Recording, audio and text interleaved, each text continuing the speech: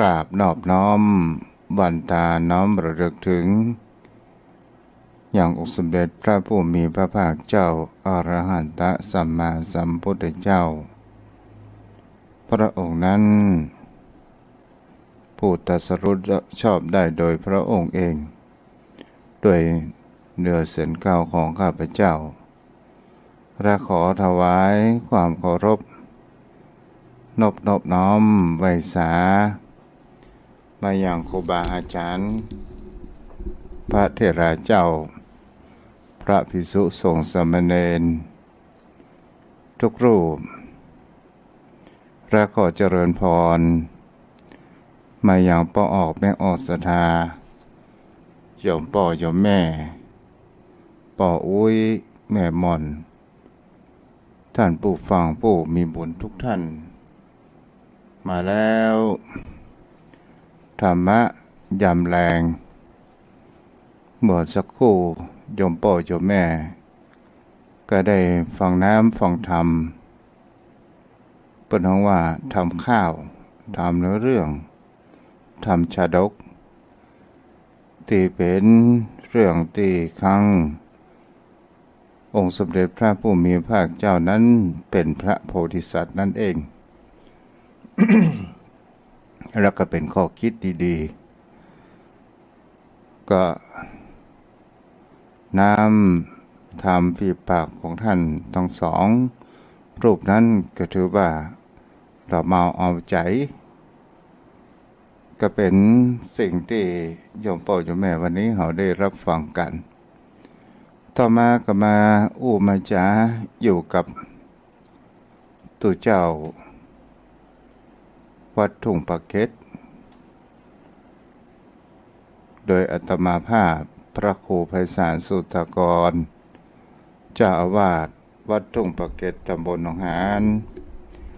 อำเภอสันทรายจังหวัดเชียงใหม่ออกรายการวิทยุยามแรงธรรมะยามแรงทางสถานีวิทยุเพื่อการศึกษาพระพุทธศาสนาและวัฒนธรรมจังหวัดเชียงใหม่ออก 104.5 เมกะเฮิรตซ์ออกจากห้องส่งวัดฝ่ายหินตลอดจนถึงวิทยุในเครือข่าย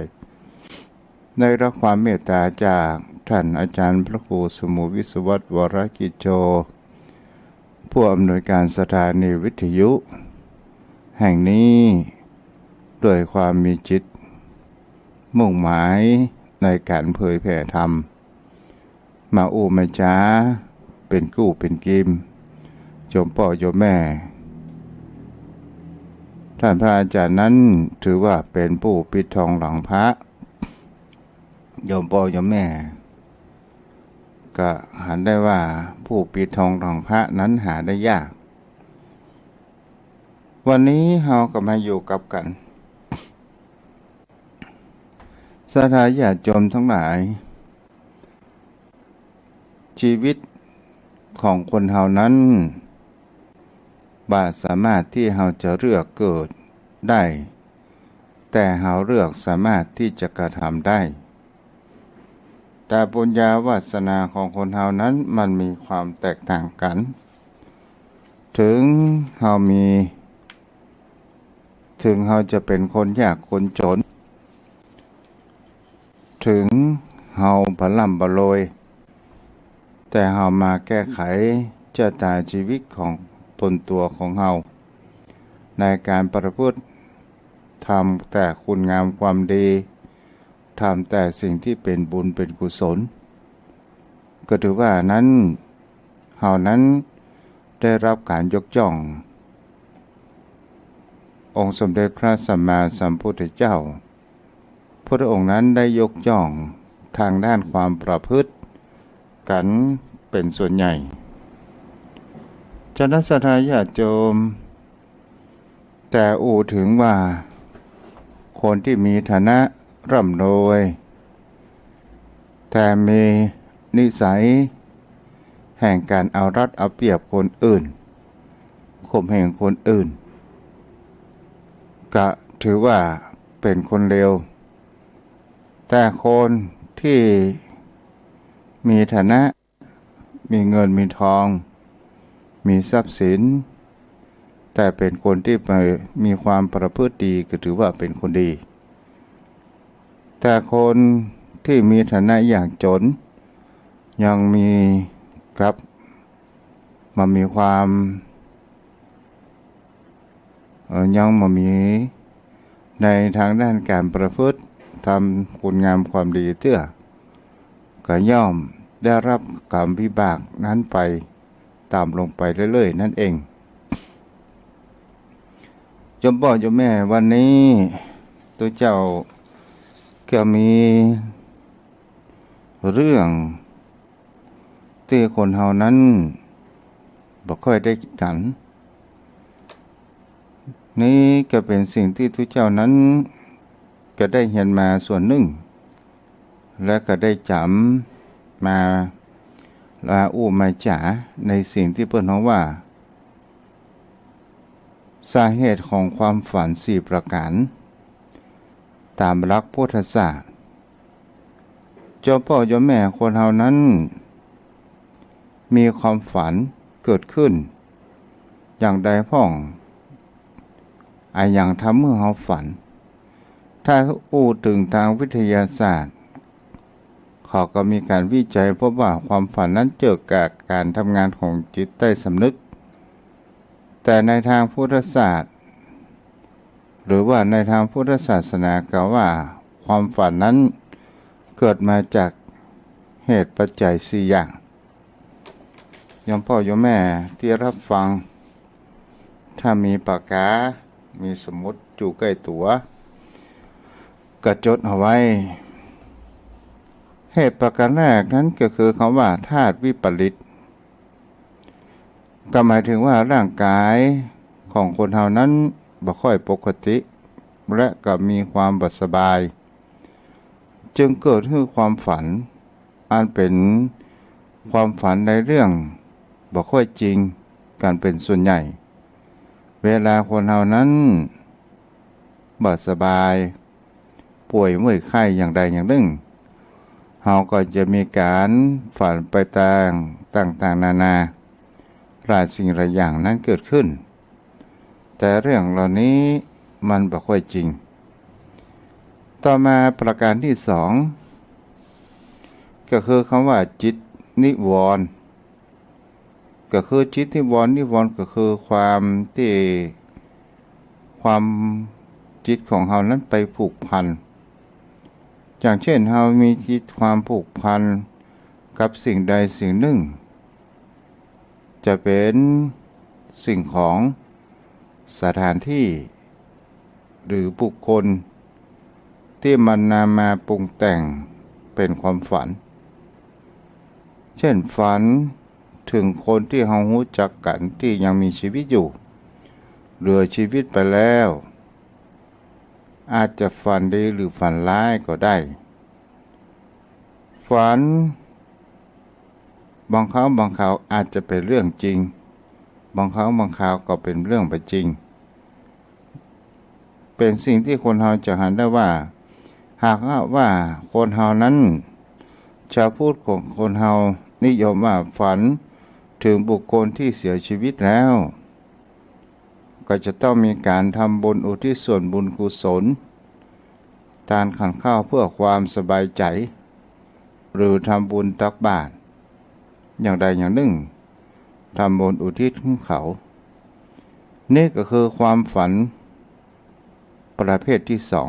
จิตนิวรณ์ก็คือจิตความผูกพันสิ่งใดสิ่งหนึ่งประการที่สามเทพสังหรณ์ก็หมายถึงเทวดามาโดนบันใจให้ฝันอาจจะแม่นหรือมาแม่นก็ได้เพราะว่าเทวดามีทั้งสัมมาทิฏฐิและมีมิจฉาทิฏฐิมีทั้งฝ่ายดีและฝ่ายบดีมีทั้งเป็นบุญญาบารมีมากและเป็นบุญญาบารมีน้อยเทวดาหากเทวดาที่มีสัมมาทิฏฐิมีบุญญาบารมีมากเข้าฝันเฮาอาจจะมีความฝันเป็นความเรื่องจริงเกิดขึ้น อันนี้โยมพ่อโยมแม่ที่เขาว่าลางสังหรณ์ที่เขาเข้าใจกัน มาเหตุแห่งความฝันมาประการที่สี่ก็คือสุบินนิมิตหรือปุพพนิมิตฝันเพราะว่ามีรางบอกเหตุว่าจะพบจะเจอสิ่งใดสิ่งหนึ่งในการข้างหน้าเป็นความฝันที่เป็นจริงดังเช่นพระนางสิริมหามายาพุทธบรรดาฝันว่ามีช้างนำดอกบัวมาถวายซึ่งโหรได้ทำไว้ว่ามีพระโพธิสัตว์ผู้ที่จะตรัสรู้เป็นสัมมาสัมพุทธเจ้าจะมาเกิดในพระครรภ์ของพระนางซึ่งก็เป็นเรื่องจริงแม้แต่นักพจน์สิทธัตถะก่อนจะตรัสรู้1 คืนก็ยังมีบุพนิมิตลางบอกเหตุว่ามีความฝันอยู่5 เรื่องตัวกันก็คือตื่นเจ้าท่านตีปริศนาแห่งความฝันจะได้ตรัสรู้เป็นพระพุทธเจ้าซึ่งมีความจริงก็คือสิ่งเหล่านี้ยอมพ่อยอมแม่เป็นเรื่องที่ว่าสุบินนิมิตหรือบุพนิมิตในวันต่อไปก็จะอูจ๋ากับจอมพ่อจอมแม่สิ่งที่มันใกล้ตัวของเฮาแถมประการหนึ่งเป็นสิ่งที่จะนับว่าธาตุวิปริตธาตุวิปริตก่อเกิดร่างกายของคนเฮานั้นอย่างเช่นเฮาปวดสบายเจ็บเป็นป่วยเมื่อยไข้กินข้าวนักเกินไปอิ่มเกินไปอย่างนี้ก็ฝันไปต่างๆนานาเกิดขึ้นนี่ก็คือความฝันโยมพ่อโยมแม่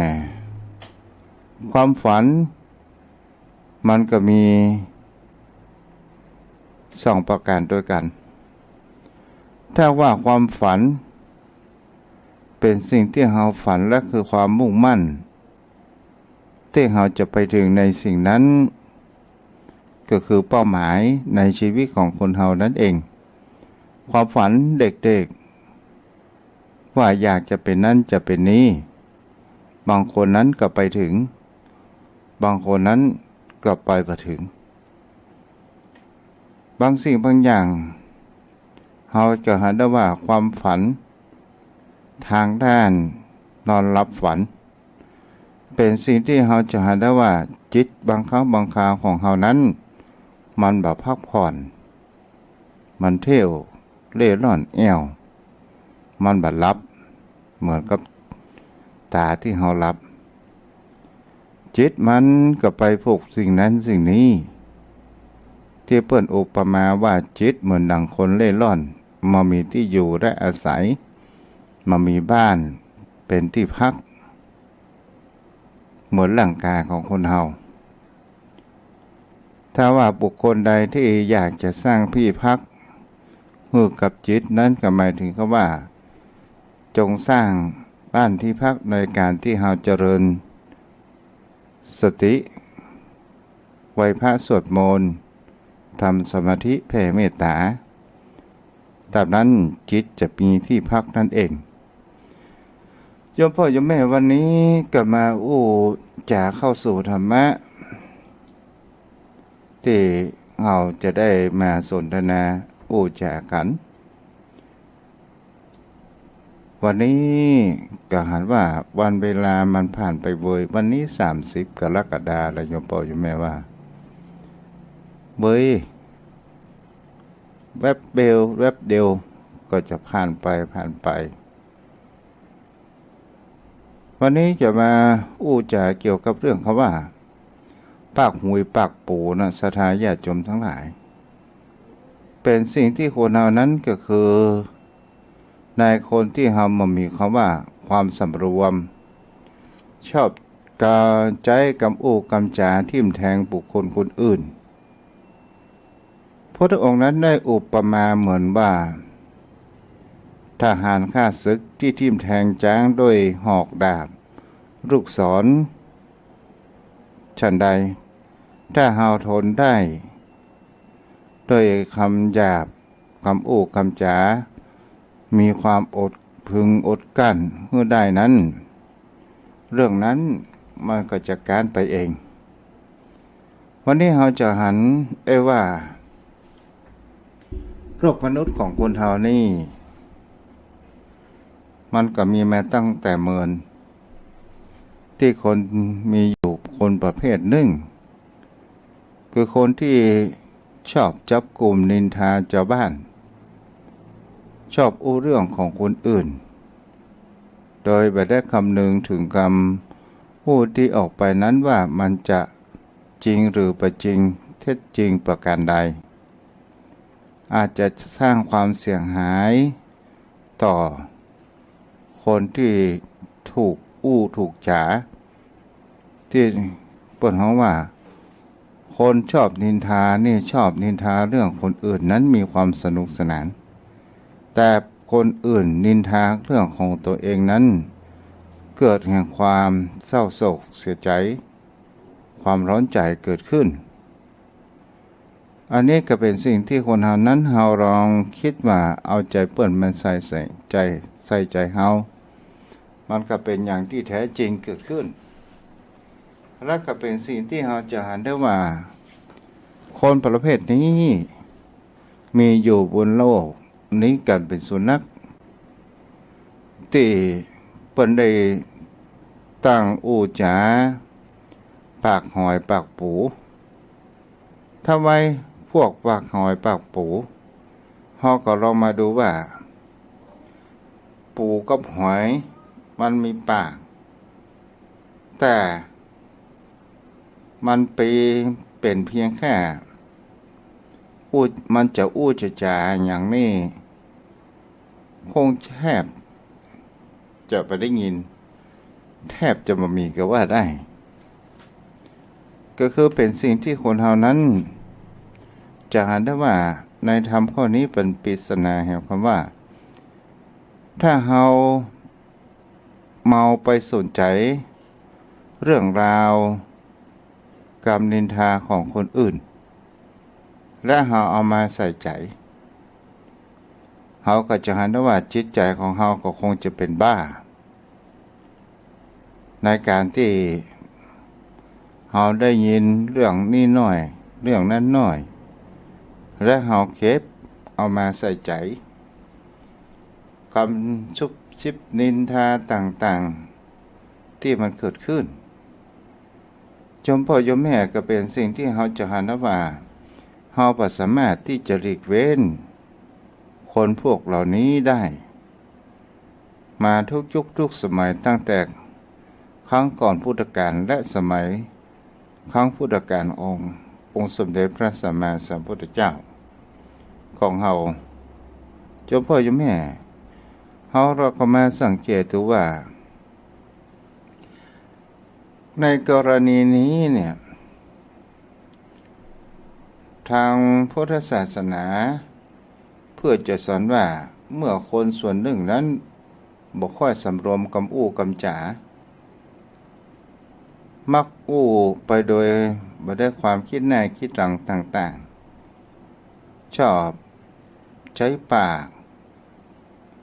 อู้จาทิ่มแทงคนอื่นโดยบ่มีความละอายและบ่มีความกระดากปากบางครั้งบางคราวผู้ฟังก็คือผู้ถูกนินทาถ้ามีความอดทนได้ก็เหมือนทหารในสงครามที่ใจลูกหรือหอกดาบทิ่มแทงจังฆ่าศึกของศัตรูคู่ศึกถ้าจ้างศึกนั้นจำต้องทนต่อลูกศรหอกดาบที่มันมาทิ่มแทงจากที่ทั้งสี่ถ้าทนบ่ได้จ้างตัวนั้นมันก็จะต้องวิ่งหนีเสียแต่ถ้าว่าเพราะว่าจ้างวิ่งหนีเสียแล้วก็จะมีความพ่ายแพ้เกิดขึ้นในสนามรบแต่ถ้าว่าจ้างนั้นมีความทนทานต่อหอกดาบที่อันทิ่มแทงที่ทหารฆ่าศึกทิ่มแทงอยู่นั้นได้ มันก็จะมีความชนะศึกในรบนั่นเองศรัทธาญาติโยมทั้งหลายโยมพ่อโยมแม่คนเฮาจะให้เหมือนดั่งจิตใจของคนเฮานั้นเต็มร้อยมันก็บ่สามารถที่จะทำได้เพราะว่าเฮาก็มาทำดั่งใจกับบุคคลอื่นเต็มร้อยมันก็บ่ได้แต่ในชีวิตการที่เฮาความเป็นอยู่นั้นเฮาใจแห่งความว่าสำเร็จในชีวิตเมื่อดังช้างศึกที่ทนต่อลูกศรในสนามรบคือเฮาต้องทนต่อคำหยาบคายคำอู้คำจาที่มันบ่น่าปรารถนาที่มาทิ่มแทงในหัวจิตหัวใจของคนเฮานั่นเองถึงมันจะเกิดมีความท้อแท้จากบุคคลที่มามีความสำรวมปากบ่สำรวมในคำอู้คำจาและเฮาคิดฮือเสียว่ามันเป็นเพียงแค่ลมปากเต้าอั้นแต่ถ้าว่าเฮายอมแพ้แก่ลมปากอย่างนั้นถือว่าเฮานั้นมีความแพ้เสียอย่างโยมพ่อโยมแม่จะหันข่าวในการทะเลาะวิวาทบางครั้งบางคราวก็เป็นสิ่งที่จะหันได้อย่างเช่นคดีของพ่อเมียหญิงลูกชายโดยการที่ว่าพ่อเมียนั้นทนต่อกำด่าของลูกชายนั้นมาได้ลูกชายอู้กับพ่อเมียเฮ้ยมักพ่อเมียจะกลัวอย่างและก็อู้จะว่าพ่อเมียคงจะมามีน้ำยาจะไม่ยุ่งเรื่องของเฮาอย่างด่าสะปะสะพันถึงโคตรเง่าสักการะพ่อเมียนั้นบ่สามารถที่จะชนะศึกแห่งคำอู้คำจาได้ก็ได้เอาขึ้นไปเอาปืนบนบ้านยิงไปละ2 นัดลูกชายก็ยังบ่ฟังก็เลยยิงแข้งยิงขาลูกชายแล้วก็เป็นสิ่งที่เฮาเขาจะหากันได้ว่านี้แหละกำลมปากที่พระองค์ว่าบ่มีอาวุธใดๆทั้งสิ้นเท่ากับปากของคนเฮาที่สามารถเชือดเฉือนและทำให้บุคคลนั้นเสียหายและพ่ายแพ้ได้ด้วยกำปากกำอู้กำจาของเฮานั่นเองแต่ถ้าว่าบุคคลที่มีความอดทนกำอู้กำจาศรัทธาญาติโยมทั้งหลายเฮาก็จะหันกันได้ว่าบุคคลใดที่มีการอดทนต่อความอู้คำจาก็เหมือนช้างศึกที่อยู่ในสนามรบทนต่อหอกดาบถ้าเรามาวิเคราะห์ดีๆว่ารวมปากถ้ามันบ่เป็นเรื่องจริงเราก็ไม่ต้องไปสนใจถ้าว่ามันเป็นเรื่องจริงเราก็ควรที่จะเปลี่ยนแปลงชีวิตของเราเสียใหม่ถ้าคนเฮานั้นจะหันได้ว่าแม้กระทั่งองค์พุทธปฏิมาในพระวิหารยังโดนแห่งเขาว่านินทาเฮาปุถุชนคนธรรมดามันก็จะเป็นเรื่องธรรมชาติที่คนเฮานั้นจะหันได้ว่ากำอู้กำจาของคนเฮานั้นมันเป็นสิ่งที่เป็นลมปากเฮาเก็บมาใส่ใจมันก็เสียเวลาไปนั่นเองบางครั้งเฮาก็โดนแห่งความร้อยถูกแห่งความบุคคลที่มีความหัวเราะเยาะเย้ยไปต่างๆนานาบางครั้งบางคราวเขาก็อู้จาเสียดสีกระทบกระทั่งมันบางครั้งบางคราวศรัทธาญาติโยมทั้งหลายก็ถือว่าถ้าเฮามีความอดทนและวางจิตใจของเฮานั้นมีธรรมของพระพุทธเจ้าก็คือคำว่าขันติและธรรมะขันติคือความอดทนธรรมะคือความข่มจิตข่มใจและเฮาก็ปล่อยวางแห่งความเฉยในคิดว่า กรรมมันเป็นเพียงแค่ลมปากมันเหนื่อยมันก็คงจะยั้งในเวลาใดเวลาหนึ่งนี่เป็นสิ่งที่คนเฮานั้นจะหันเหตุผลแห่งเขาว่าลมปากของคนเฮานั่นเองสถาญาติโยมทั้งหลายคำสรรเสริญและนินทามันซึ่งมันเป็นโลกธรรมมีสรรเสริญก็จะต้องมีนินทาแล้วก็เป็นสิ่งที่คนเฮานั้นเรียกเลี่ยงในสิ่งเหล่านี้บ่ได้แต่ถ้าว่าเฮานั้นมานำการสรรเสริญและนินทามาใส่ใจมากนักมันก็จะทำให้เฮามีจิตแห่งเขาว่าอุเบกขาวางจิตใจของเฮานั้นเป็นกลางๆนั่นเองคนพาลก็ชอบทำลายพูดต่อสู้ด้วยกำอู้กำจ๋าแต่ถ้าว่าเฮานั้นบ่ตอบโต้สุดท้ายเขาก็จะต้องหยุดเพราะว่าเฮาบ่เล่นตัวเขานั่นเองแต่ถ้าว่าเฮาตอบโต้เล่นตัวเขาไปสุดท้ายเรื่องมันก็บ่สงบสุขเกิดขึ้นมันก็จะมีแต่ความร้อนมีแต่ความวุ่นวายมีแต่ความเสียหายเกิดขึ้นต่างๆนานาเกิดขึ้นนี่แหละโยมพ่อโยมแม่เราหาแหมประการหนึ่งว่าอย่างเช่นกรรมอู้กรรมจ๋านินทาที่ด่าว่ากล่าวเฮาที่เฮามีคำว่าหลงตัวหนึ่งนั่นก็คือว่าหลงว่าตัวของเฮาเป็นของเฮาอย่างนี้เป็นต้น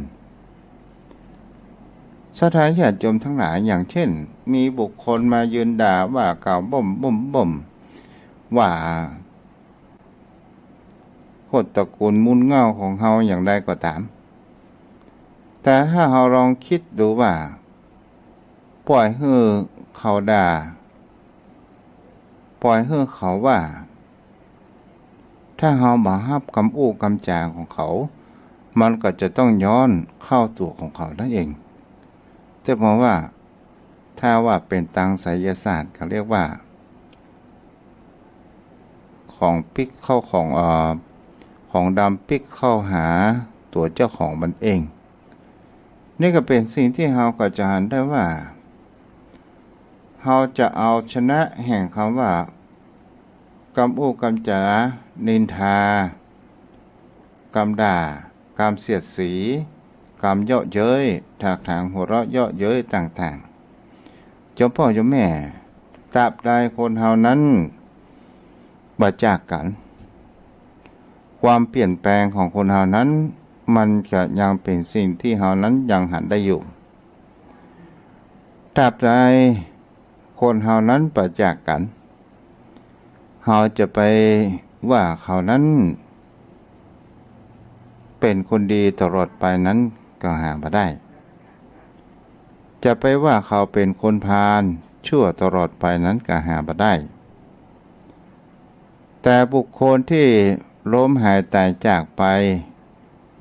นั่นคือบุคคลที่เฮายกย่องได้ว่าเขานั้นเป็นคนดีเขานั้นเป็นคนเลวเอาไปเอามาสถาญาติโยมทั้งหลายเฮาก็ลองมาพอว่าโรคแห่งความเป็นจริงโรคแห่งความเป็นมายาโยมพ่อโยมแม่เวลาเฮาไปงานศพงานซากในป่าช้าถามว่ามีท่านใดพ่องที่ถูกว่าจ๋าว่าบุคคลคนนี้ยามเมื่อมีชีวิตอยู่ผู้วายชนเป็นคนที่บ่ค่อยดีประพฤติบ่ดีตีลูกตีเมียกินเหล้ากินยาบ่ได้ทำความดีอย่างสักจังต่อไปขอยืนไว้อะไรอย่างเช่นบางคราวคนเฮาก็อู้เวอร์เกินไปโยมพ่อโยมแม่เฮาจะหันได้ว่าเมื่อยามเป็นคนบอกเข้าวัดเข้าว่าเป็นคนขวางโลกเป็นคนบ่หันตัวเปิ้นเอาใจตัวเก่าว่าแล้วตายไปแล้วพิธีกรเขาบอกว่า ตายไปแล้วไปสู่สวรรค์ไปสู่สัมปรายภพเด้ออย่างนี้เป็นต้น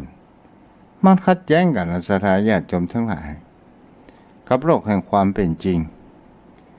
และก็เป็นสิ่งที่เราจะหาได้ว่ามาส่งพ่อไปสวรรค์ก็หูก็อยู่ว่าพ่อของตัวเองนั้นเป็นคนที่เป็นนักเลงสุราเป็นคนบ่ช่วยเหลือสังคมเวลาเปิ้นประชุมอะไรอย่างก็มีการคัดเครื่องเวลาเปิ้นนั่งแกลุกเวลาเปิ้นลุกแกนั่งเวลาเปิ้นจะเตียวไปทางหน้าแกเตียวถอยหลังอย่างนี้เป็นต้นแล้วจะไปว่าส่งไปสวรรค์ได้อย่างไรนี่แหละคือโลกแห่งความเป็นจริงศรัทธาญาติโยมทั้งหลายบางครั้งบางคราวคนเฮานั้นไม่ได้อู้ถึงความโลกแห่งความเป็นจริงบางคนนั้นถึงเปิ้นมีฐานะยากจนแต่เปิ้นได้ทำบุญกุศลเป็นคนที่ช่วยเหลือสังคมช่วยวัดช่วยวาถึงมามีเงินมามีทองมักเศร้าเท่าใดก็เป็นคนที่เพียวไปช่วยวัดช่วยวากวาดท่านกวาดนี่และก็ทำบุญตามกำลังเท่าที่ทำได้และเป็นคนที่รักษาศีลอุโบสถศีลเป็นคนที่มันไหว้พระเจริญสมาธิภาวนาอยู่ตลอดอันนี้ก็คือบุคคลที่คนเฮานั้นควรสรรเสริญบุคคลที่เฮานั้นควรจะยกย่องแต่คนเฮาบางครั้งบางคราวหันเปิ้นมีฐานะมีเงินมีทองเป็นเศรษฐีแต่บุคคลที่ล้มหายตายจากไปถึงมีฐานะแต่เขานั้นเมื่อมีชีวิตอยู่มีการข่มเหงมีการเบียดเบียนมีการเปิ้นเฮาว่ามีการเอารัดเอาเปรียบต่างๆนานาเกิดขึ้นแล้วถามว่าเขาจะไปสู่สวรรค์ได้หรือไม่มันก็คงจะเป็นไปได้ยากสุดท้ายมันก็จะต้องไปอบายภูมิแต่พิธีกรบางครั้งบางคราวส่งไปสู่สัมปรายภพมีสวรรค์เป็นเบื้องต้นอย่างนี้เป็นต้นบางครั้งบางคราวลมปากของคนเฮานี้เฮาจะเห็นได้ว่าบางครั้งบางคราวมันก็โอ้บ่ใช่เป็นความจริงแต่ถ้าว่าเฮาจะอู้ความจริงกำเดียวเปิ้นเฮาว่าเจ้าภาพก็คงจะมีความโกรธเคืองพิธีกรก็คงจะได้กินแกล้งงานเดียวทั้งอันนี่แหละศรัทธาญาติโยมทั้งหลายเฮามองไปแล้วมันก็ดูเหมือนกับว่าเป็นที่พระองค์นั้นเรียกว่ามายาหรือว่าภาพมายาการสรรเสริญนินทาต่างๆนานานินทากาเรเพราะว่าอานินทิโกรัตแม่ก็คนไม่ถูกนินทาไม่มีในโลกเป็นสิ่งที่เราจะเห็นได้ว่านี่ถ้าเรามีสติเรามีความตั้งมั่นมีจิตใจมีสติอยู่เสมอปล่อยเขาพร่ำเขาว่าไปถ้าเราบ่เล่นตัวเขามันก็จะต้องมีคำว่าจุดและเราก็จะมีความสบายใจแต่เราอย่าเป็นอย่างที่เขานินทานั่นเองถ้าเราเป็นอย่างที่เขานินทาในตัวของเราถ้าเราเป็นอย่างนั้นก็หมายถึงคำว่าเรานั้นควรที่จะปรับปรุงตัวของเราเอง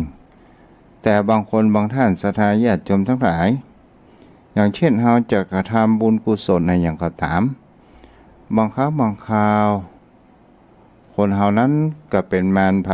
นมาผจญขัดขวางในชีวิตขัดขวางบุญกุศลโอ้พอละอวดมั่งอวดมีอวดรวยเป็นเจ้าภาพนั่นเป็นเจ้าภาพนี้โอ้อวดมั่งอวดมีอวดรวยเนาะแต่ถ้าว่าบางคนมีความคิดว่าคนที่ว่านั้นน่ะเขาทำมาได้เหมือนกับเราและเราทำได้เราทำเลยแต่ถ้าว่าเราไปสนใจคนรอบข้างที่คนว่า อวดร่ำอวดรวยกันเนาะเนี่ยเอาถ้าเฮามาสนใจเฮาก็บ่ได้ทำบุญกุศลอย่างสักอย่างทุกสิ่งทุกอย่างนั้นเป็นสิ่งที่เฮามีคำว่าสนใจหรือไม่สนใจถ้าเฮาสนใจเฮาก็จะมีแต่ความเจ็บปวดถ้าเฮาบ่สนใจกำเดียวเรื่องราวมันก็จะผ่านไปเองนี่โยมพ่อโยมแม่ก็ฝากให้ได้คิดได้อ่านได้ได้จ่ายกันในวันนี้เนาะวันนี้ขออนุโมทนาที่ติดตามต่าง Facebook ก็มีคนญาติสันดีและก็ป่อจำลองจันทโพเมินแล้วเด้อบ่ได้จากันแล้วคนโยมพ่อประเสริฐที่ระวงมาก่อนเนาะก็อนุโมทนาที่ติดตามรับฟังกันตลอดจนถึงโยมพ่อโยมแม่ที่อยู่ทางบ้านทางจองได้รับฟังกันเด้อช่วงนี้ศรัทธาญาติโยมโยมพ่อโยมแม่ข่าวเรื่องโรคระบาดโควิดโยมพ่อโยมแม่ถ้าเฮาใจชีวิตอยู่กับมันให้เป็นเฮาก็บ่ต้องไปกลัวอะไรหยังแต่เฮาจะไปเปิ้นเฮาว่าเฮาอย่าไปประมาทนั่นเองถ้าเฮาประมาทมันก็อันตรายสิ่งที่สำคัญมากที่สุดก็คือคนแปลกหน้าแปลกตาเข้าบ้านมันล้างมือใส่หน้ากากเหียแต่คนแปลกหน้าแปลกตาเข้าบ้านหันบ่าเปิ้นจับอะหยังเฮาก็เอาแอลกอฮอล์ชุบน้ำชุบเอาผ้าชุบแอลกอฮอล์เจ็ดเหียเพื่อความสบายใจถ้าว่าเฮานั้นมีความกังวลตัวอันตรายมากที่สุดนะคือความกลัวหรือว่าความวิตกกังวลมันจะทำร้ายจิตใจเฮาเด้อโยมพ่อโยมแม่มันจะทำร้ายจิตใจของเฮาก็คือเกิดความกลัวว่าโรคระบาดโควิดมันจะมาควิดเฮามันจะมาทิศเฮากลัวเกินไปจนนอนบ่ได้กินบ่ได้นอนบ่หลับ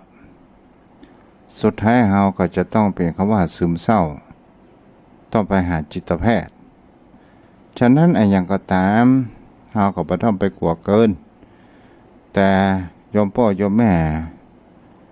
ถ้าว่าลูกหลานบอกว่าอยู่บ้านเฮาก็ควรอยู่บ้านอยู่จองหั่นละเอาวิทยุเป็นเพื่อนหรือเฮาชอบอ่านหนังสือเฮาก็อ่านหนังสือถ้าเฮาชอบจาเฮาก็มีเพื่อนสนทนาจากันแก้งอมแก้เหงาผ่านไปวันๆและเฮาก็ประพฤติศีลประพฤติธรรมอยู่บ้านอยู่จองหั่นละโยมพ่อโยมแม่ถ้าเฮามาวัดบ่ได้เฮาก็ฟังตุเจ้าทางวิทยุก็ถือว่าเฮาได้กับบุญกุศลตัวถ้าเฮาได้ประพฤติปฏิบัติตัวก็เอาบ้านเป็นวัดเนาะเอาบ้านเป็นวัดก็เป็นสิ่งที่คนเฮานั้นมันอยู่ในสภาวะจำยอมบ่ใช่ว่าทำบุญจะต้องไปวัดไปวาอย่างเดียวบ่ใช่ทำบุญอยู่ที่จิตใจของเฮาจะอยู่หนแห่งหนตำบลใดก็ตามถ้าจิตใจของเฮานั้นมีศีลมีธรรมก็ถือว่าเฮานั้นเป็นผู้มีบุญได้บุญได้กุศลถ้าเฮาอยู่หนตำบลใดก็ตามจะเป็นวัดวาอารามยิ่งใหญ่ใดก็ตามถ้าจิตใจของเฮานั้นมีความต่ำทรามมีจิตใจเป็นคนพาลมันก็บ่ได้บุญกุศลมันอยู่ที่จิตใจของคนเฮานั้นเองเนาะโยมพ่อโยมแม่อันนี้ก็ฝากเป็นแนวคิดกับโยมพ่อโยมแม่วันนี้เรื่องจ๋านินทากันเลยแล้วก่อนหน้านั้นก็เรื่องเหตุแห่งความฝัน4ประการก็คือธาตุวิปริตหรือว่าธาตุกำเริบอันที่เฮาบ่สบายอย่างบางครั้งบางคราวเฮาฝันไปเลยไปเถยต่อมาก็คือจิตนิวรณ์ก็หมายถึงเขาว่าเฮามีความห่วงข้อง จะเป็นสถานที่เป็นตัวบุคคลอย่างใดอย่างหนึ่งหรือเฮาฝันหันบุคคลที่เฮามีจิตใจห่วงข้องในบุคคลอันเป็นที่รักมีพ่อแม่ญาติพี่น้องบุคคลที่มีความคุ้นเคยและเฮาได้ฝันถึงเขาเฮาก็ส่วน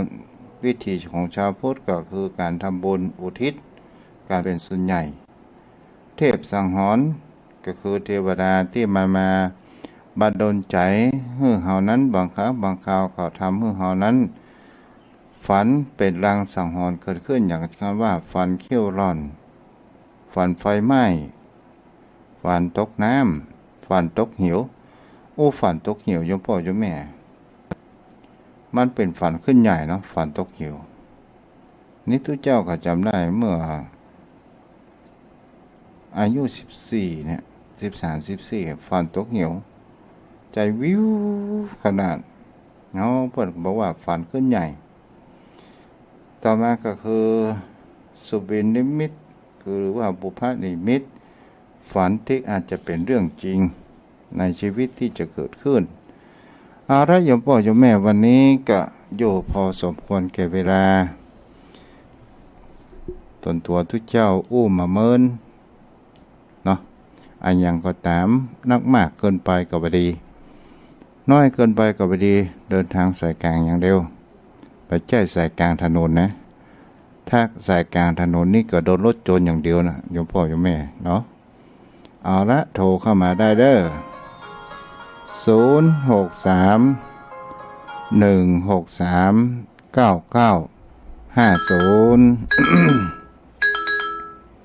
เดี๋ยวเด้อเจริญพรวัดตานครับหลวงพ่อผมฟังโมกครับพระจิตครับจ้าพุทธอุทยานครับเชียงดาวครับจ้าไว้สาหลวงพ่อแหมท่านมหาสุดยอดเลยครับจ้าไปไกลดูนิพพานเลยครับไปเรากลับมาแล้วยุ่งยากเหลือเกินโลกนี้จ้าโลกมันมีโควิดไปเลย มันมีแต่ความวุ่นวายเนาะน่ากลัวครับพ่อโหมันอดยากอ่ะไม่มีโควิดมันก็แย่อยู่แล้วใช่นะจ้าเดี๋ยวฟังนานสายยันแกกับพระคุณท่านครับจ้าอนุโมทนาจ้า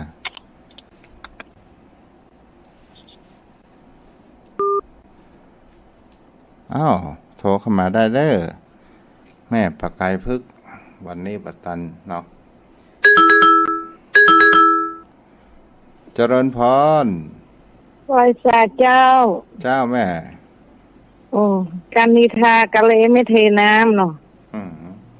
จะชอกช้ามูลอมีดประกิดหินเสียมันไหล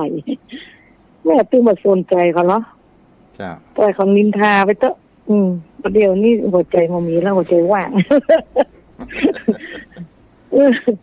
ปล่อยเขานินทาไปเถอะมันถ้าเพียบไปป้าเขาแม่ก็เลยขอบคุณเจ้าอย่างนี้ไอ้อย่างว่าขอบคุณเจ้าเอาคุณเจ้าอย่างเดียวนะเจ้าแล้วแม่ก็ฝันดีนะฝันแต่ก่อนนี่ฝันดีจ้ามาอยู่เดื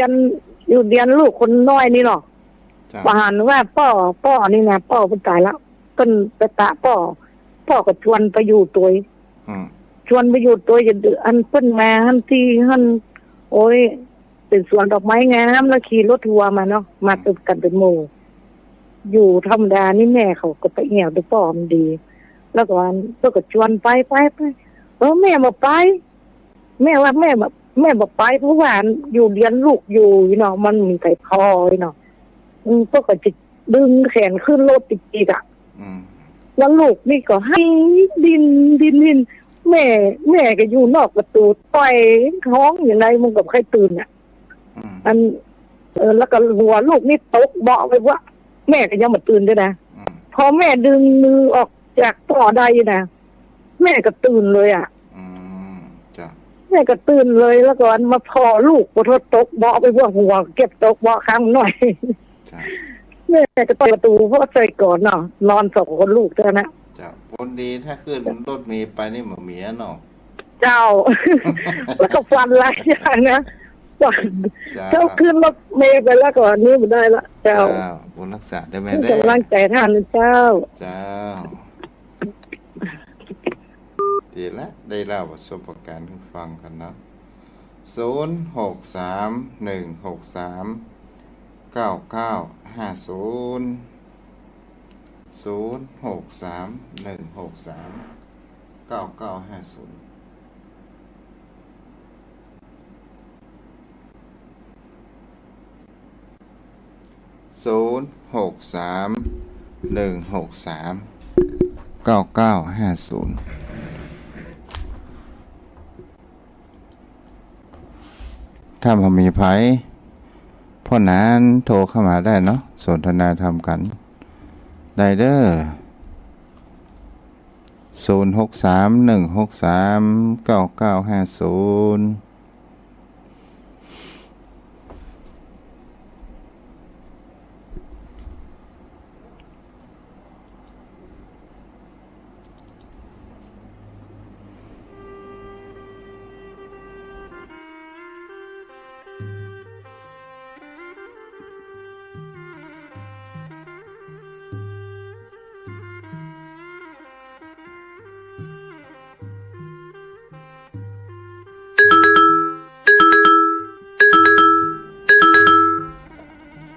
เจริญพรแม่อ้อยเจ้ารับฟังอยู่เนาะเจ้าแม่ได้ฟังน้อยเดียวแม่กำลังออกจากงานแต่กี้เนี่ยเจ้าโทรมาให้กำลังใจท่านเด้อเจ้าวันนี้มีคนมานวดสักกี่คนวันนี้มันมีหมออยู่10 คนได้คน2 รอบก็แล้วแม่ได้รอบเดียวเจ้าจ้าเดี๋ยวแล้วเจ้ารักษาได้เจ้า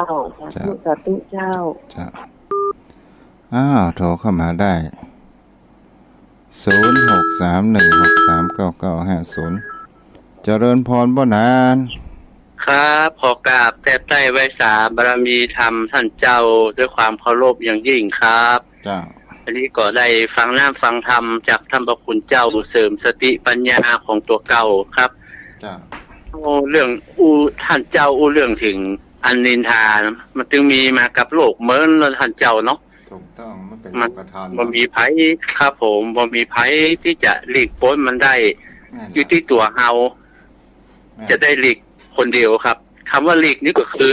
เขาจะสนใจหรือบ่สนใจจะเอาใจใส่มันก็ว่าเบาใจใส่ก็อยู่ที่ตัวเฮาท่านพระคุณเจ้าถ้าเฮาบ่ใจใส่บ่สนใจมันก็ผ่านเฮาไปเหียแล้วเฮาสนใจมันก็จะนักใจเฮาเหียนะท่านเจ้าเนาะมันบ่มีหยังที่จะทำมือเฮาได้นักอกนักใจอย่างเต้าตัวเฮาท่านพระคุณเจ้าเนาะถูกต้องเนาะถูกต้องครับเป็นเรื่องลมๆแรงๆธรรมดาครับเพราะนั้นเฮาให้แหมประการหนึ่งถ้าคนเฮานี่บ่ชอบเรื่องจริงมันเป็นไปอย่างนั้นครับไว้สาเจ้ามันจึงเป็นไปอย่างนั้นแต่เรื่องจริงนี่คนเฮาเคยชอบครับอย่างท่านเจ้าว่าการปฏิบัติของคนเฮาเนี่ยมันดึงหันกันดีบ่ดีแต่ว่ามันไปไปสรรเสริญกันเวลาเสี่ยงชีวิตไปเปิ้นดีอย่างนั้นดีว่ามันก็เกินความจริงเฮาก็ดึงหันกันอยู่ครับท่านเจ้ามันเคยจะเป็นประเพณีของพิธีกรเดี๋ยวละก็หาอย่างท่านเจ้าว่าแล้วบดีเคยได้กินเตี้ยเดียวกันเลยแต่ก็ครับมันย้อมจิตย้อมใจเพื่อนมันเคยได้กินเตี้ยเดียวกับนี้มาถ้าเอามาคนนี้นายนะตึกครับผมอาจารย์เจ้าเป็นแบบคนเรานี่ชอบสรรเสริญมากกว่าเนาะขอท่านเจ้าเอ๋ยขนาดร่างกายสังขารนะครับมันปอบางงามบดีเชียงอย่างอย่างมาแข็งแรงนอดูสดใสแจ่มสดชื่นดียังงามยังเก่ายังเดิมเหมือนจะลอยได้ทั้งที่มันก็ติ้งห่านอยู่แล้วว่าดีบดีงามบดีสังขารร่างกายเฮาจึงไปตามวันเวลามันนะครับมนุษย์คนเฮาก็เป็นไปท่านพระคุณเจ้าเนาะท่านนั่นนะอย่างกับการประพฤติแหมอย่างไปอย่างประพฤติไปแหมอย่างเช่นคำว่าจุดธ ธูปเทียนดอกไม้จุดธูปเทียนบูชาพระรัตนตรัยครับความประพฤติก็คือจุดเทียนก่อนครับแล้วก็ตามธูปทีหลังกรรมกำนี้เนี่ยทุกเจ้าเมื่อ2556เนี่ยก็ได้อู้จ๋าก็ไปอบรมพระนักขุยแผ่มีราชบัณฑิตเปิ้นก็บวชโอกาสให้ถามเปิ้นก็ถามว่ามันเป็นคำของจองครับมันเป็นคำของจองมามันครับใบสาเจ้าเป็นคำของจองเลยเนาะมันเป็นคำของจองไปไหนให้เหมือนกับกินข้าวกินน้ำนะท่านเจ้าเนาะถูกต้องล่ะให้จะเป็นคำที่คล้องจองกันมากินข้าวกินน้ำด้วยกันเว้ยนะครับน้ำพึ่งเรือนะเนาะเจ้าเสือพึ่งป่าเสือพึ่งป่าน้ำพึ่งเรือเสือพึ่งป่าน้ำมันพึ่งเรือได้เลยอ่ะมันเป็นคำคล้องจองมาได้แล้วท่านเจ้าเนาะเจ้าแล้วก็ได้ถามราชบัณฑิตพูดว่าเงื่อเนี่ยมันเวลามันไปเนี่ยมาถึงว่ามันปลาทรายอย่างที่เป็นห้องประตูเป็นห้องน้ำอย่างน้ำเนี่ยกันเนาะมันเป็นห้องน้ำปลาเอาทรายอย่างไปตัวเจ้าต้นน้ำพึ่งเรือเป็นคำคล้องจองกันเจ้าท่านเจ้าบาอธิบายแปลที่ท่านเจ้าขึ้นภาษิตอันแรกนะครับที่ว่าศรัทธาตาบอดจุงจุเจ้าตาดีจุเจ้าไปบรอดศรัทธาตาบอดจุงจุเจ้าตาดีนะครับท่านเจ้ามาเป็นกำเมืองเจ้าจุงศรัทธาตาบอดก็คือหมายถึงว่าทุเจ้าเป็นผู้ที่มีความรู้ทางด้านทางปริยัติและปฏิบัติและก็เผยแผ่ธรรมพัฒนาให้ศรัทธาญาติโยมมีจิตเป็นแสงสว่างมีจิตทางด้านรู้สัจธรรมเนาะรู้สัจธรรมเจ้ารู้จังธรรมะไอ้เนาะท่านเจ้าเป็นแสงสว่างนะเจ้าอันนี้ก็คือจุงศรัทธาตาบอดแต่ถ้าว่าทุเจ้าไปบรอดศรัทธาตาบอดจุงทุเจ้าตาดีก็หมายถึงว่าทุเจ้าอย่างก็ว่ามามีคนเข้าวัดเข้าว่าอยากดังอ่ะเพราะนั้นเจ้าไว้สาเจ้าแปลงหั่นแปลงนี่แปลงเรียนอะไรอย่างแปลงเตียนดูเหมือดูหมออย่างนี้กันเจ้าเปิ้นฮ้องว่าบ้านก็เลยเปิ้นฮ้องว่ามีอย่างเขาว่าคนที่ว่าโอ้บัดเดี๋ยวเนี่ยวัดวาอารามคนเฮานั้นบอกเข้าเฮาแปลงอย่างสักอย่างได้แค่หาเงินหาทองเอาทุเจ้าไว้อยู่ได้เนี่ยคนบ้านอาศัยกันในท่านเจ้าเนาะคนบ้านก็มามีศีลมามีธรรมแล้วมาเอาทุเจ้าเขาว่าเอาเนี่ยคนตาบอดเลยจุงคนตาบอดจุงเจ้าตาดีพระเอกจุงเจ้าตาดีมีความหมายของเปิ้นนะเจ้าเนาะมันเหมือนเจ้เป็นธรรมเนาะแม่นหมูหรอพวกนั้นแม่นก็ได้ยินท่านเจ้าอย่างเงี้ยแต่เปิ้นก็ว่าอู้กันแต่คำอธิบายนะท่านเจ้ามันก็บ่เชิงว่าเป็นปริศนาธรรมนะแต่ว่ามันคงจะเป็นคติอุทาหรณ์นี่เนาะท่านเจ้าเนาะถูกต้องล่ะยังแค่เป็นแนวเนี่ยเป็นคติอุทาหรณ์ผมมันเป็นสอนของคนเฒ่าบ่ก่อนก็หาแม่นคนเฒ่าบ่เก่าบ่จะอู้ย่ก็เคยได้ยินเพิ่นจะเจือเจ้าท่านเจ้าก็เคยได้ยินเพิ่นอู้แต่ว่าความหมายที่แท้ๆนะเพิ่นจะหมายถึงอันหยังหาแต่ผมก็นึกเอาว่าเพิ่นคงจะหมายถึงว่าอันศรัทธาบ่ฮู้ธรรมะธัมโมบ่ได้ห้ำได้เฮียนก็อาศัยท่านเจ้าเพิ่นได้ห้ำได้เฮียนธรรมะคำสอนก็ได้นำมาเผยแผ่เป็นแสงสว่างจูงนำทางให้ศรัทธาได้ไปหันธรรมะของพระพุทธเจ้าอย่างท่านเจ้าของกบคิดไปเขาหมายก็คือความหมายว่านี่ทางไปสวรรค์นี่ทางไปนรกเจ้านั่นผมก็ว่าอย่างนี้ท่านเจ้าว่าพระคงจะมีความหมายไปอีกบางครั้งคำเก่าเนี่ยเปิ้น ปิ้นว่าคล้องจองกัน แต่ว่าเปิ้นบ่ได้แปลความหมายให้เราฟังเราก็ฟังเฉพาะคำอุทาหรณ์ของเปิ้นบ่ได้ท่านเจ้าอย่างก็เขาว่าที่ครูบาอาจารย์สอนที่เขาจำสลัดยิ่งแข็งจ้างบัตันตายจะไปถอดงา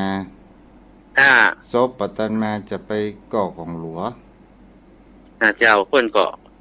สอนเป็นคติไว้มีหลายบทนะท่านเจ้านะที่ว่าเพิ่นยิ่งแข็งนี่หมายถึงอย่างพ่อนะ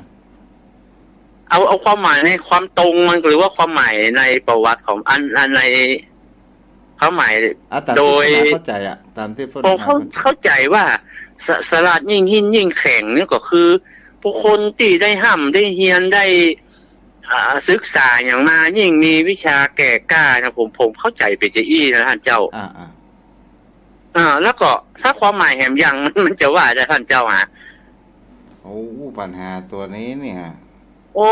มันก็ยากกว่าเราจะได้คำตอบก็เป็น2 ปีกันนะโอ้แล้วท่านเจ้าลองอธิบายแล้วครับคือความรู้เหรอท่านเจ้ายิ่งแข็งนี่ก็หมายถึงเขาว่าบ้านสถาบันนั้นเนี่ยทุกยากจนจะไปบอกเขาเปิ่นทำบุญอะไรอย่างนักหนาอย่างน้อยก็เก็บอย่างน้อยก็บอกอย่างนี้กันได้ยินเป็นความหมายของเปิ่นเนาะเจ้าเนาะเจ้าเพราะว่าเปิ่นก็มีความคัดสนได้ความเป็นอยู่นะครับเจ้าก็คือตำปอสมควรเนี่ยท่านเจ้าว่าตะกี้นะก็หันตัวที่ว่าบางคนเปิ่นบ่มีเงินมีทองแต่เปิ่นสละร่างกายเปิ่นไปช่วยวัดช่วยว่ามีการมีงานบอกว่างานยังเปิ่นก็ช่วยด้วยจิตด้วยใจอันนี้ผมนับถือในน้ำใจแท้นะบางคนก็มีความเป็นอยู่มอกอยู่ได้เปิ่นกินเปิ่นทานก็ได้ตามใจเปิ่นแต่ตามกำลังของเปิ่นแต่ว่าเปิ้นเสียสละมาวัดมาว่ามีการมีงานอย่างเปิ้นบ่ละบ่ขว้างเนี่ยผมนับถือในน้ำใจแท้ท่านเจ้าพ่อนะนำพัตยีเนาะครับขอกราบแต่ใจไว้สาในบารมีธรรมท่านเจ้าครับกราบไว้สาครับจ้าบุรักษามีโยมมาหาพอดีเนาะเอาวันนี้ก็ไว้เพียงเท่านี้เด้อโยมพ่อโยมแม่ขอโยมพ่อโยมแม่มีสุขภาพแข็งแรงทั้งกายและจิตใจขอบุญกิจบุญรักษาเหมือนกันทุกผู้ทุกคนเด้ออายุวโนสุขังพลัง